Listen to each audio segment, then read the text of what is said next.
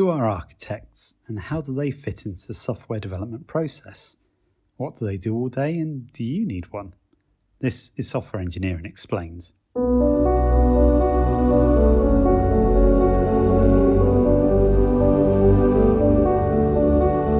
In traditional software development practices, you would always start with a design.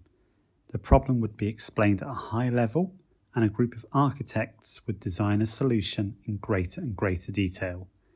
The architect's job is to design a solution to the problem. They will come up with a design so that the business knows what tools to buy and who to hire. There would often be some enterprise architects who would consider the problem across the organisation and consider how the solutions could fit into everything else. The solution architects would design a system that filled the gaps defined by the enterprise architecture. And finally, the technical architects would design the detail of each solution. Each of them would be producing a mountain of paper and diagrams about how the system would work. Once there is a clear understanding of exactly how this would work, you would hire developers to go and write the code that you have just defined. In theory, this should allow the developers to quickly step in and produce code, and everyone wins. Architecture is the design of software, and it's vital to the success of the project. The thing is, you don't need architects to do architecture. The term architect is borrowed from the construction industry, where you would hire an architect to design a building before any construction takes place. They are highly specialised and trained, they know how to design a structure, they know how to work with local regulations, and how to work with engineers to ensure the thing will stand up. Once you've built it, you're committed and nothing can be changed. In software, that's not quite the case. Your tech lead and senior engineers should be able to design a solution to the problem. They will be the ones who have to implement it, so they know more about the technology than anyone. They also know how to design a solution with some flexibility. They know the requirements and the likely problems. Even better, they will hopefully be the people who have to support it once it's launched, so they don't want to be woken up in the middle of the night and need to design something that's going to work. In software, we have the opportunity to change the foundations of a product even after it's been launched, and it happens all the time. It's not the same as building a physical structure where that would just be impossible. When senior engineers design a solution, you will probably see pictures on whiteboards and tasks for the rest of the team. You will not get a mountain of design documents, but you will move towards delivering value much faster. Normally there'll be an initial proof of concept, some early development to test out the ideas, settle on one to build, and it will be delivered quickly. Once it's launched, it can be improved and changed as time goes on and requirements become clearer. Should you hire an architect? No. Architecture is too important to leave to non-engineers. If your senior engineers cannot design the solution, they are not senior enough for the project, and you need to think about hiring or training. Architects have a habit of over-designing. It's not surprising because that's their entire job, but it can lead to a lot of problems. In a well-run team, there should be a minimum viable product, the most basic form of the product that can deliver value for the users. This should be designed by the product owner, the tech lead, the UX designer, and the rest of the team together. They should all be working hand in hand to create a solution. The design should be something that is useful and easy to build. The best people to advise on that are the people that are going to actually be building it and using it. Once the product is launched, you can gather more feedback, iterate and improve until you have something truly amazing. Often in legacy organisations or even new teams that don't really understand how to structure a software project, you may find an architecture team has already been well established.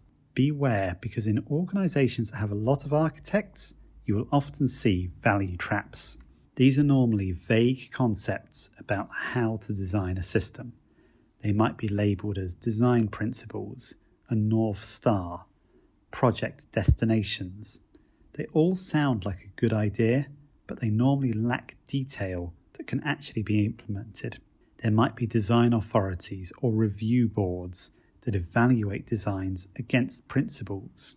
All of this looks impressive and gives the appearance of work achieving various stages, but it's actually making delivery harder and reducing value. Every time a team needs to present to a design authority or have something reviewed by an outside group, you are adding work to that team, you are making your final delivery further away, and you are potentially creating rework that won't actually impact the user at all. As a manager, this is a tricky situation. You might not come from a technical background, but you have a well-structured architecture team who talks a good talk and have a lot of connections in the business. They probably know a lot more about the technology than you do, and they make sensible sounding suggestions. They might be an internal team, or they could even be external consultants that you're paying a day rate for. But now that you understand what architects do, you understand that there could be a problem here. If the presence of the architecture team are creating a barrier between the users, the business, and a development team, then you have a problem that you need to solve. The development team needs to be talking directly to the business and to users through their product owner and their user research team. If the architecture team are sitting in the middle, then you have another layer that requirements have to be filtered through. It is going to slow down the process and it will not help you to achieve your goals. In some cases, it can be so detrimental that programs will fail. So what should you do? First, understand the development process and see what you can do to simplify it. Are there boards that have to sign off on designs? Are there quality gates that have been put in place to try and capture things as they go through the process? Look at them and really understand what they are doing and if they are doing what they're meant to do. Generally speaking, a quality gate is a red flag. It is normally a presentation to a board to try and explain that you know enough about something to be able to move on to the next stage. You need to look at what that board is doing and assess if that is actually improving the quality of the output and if it is speeding up delivery.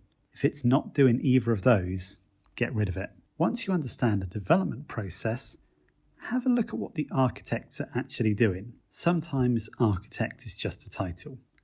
If they are also writing code, then great. You have a development team. They just happen to be named architects. If your team are actually hands-off architects, then look at how they can be supporting a team.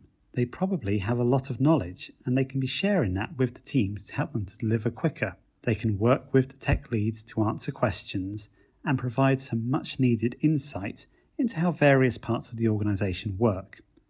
They should not be approving or dictating an approach. They will be collaborating with the team and reporting to the tech lead.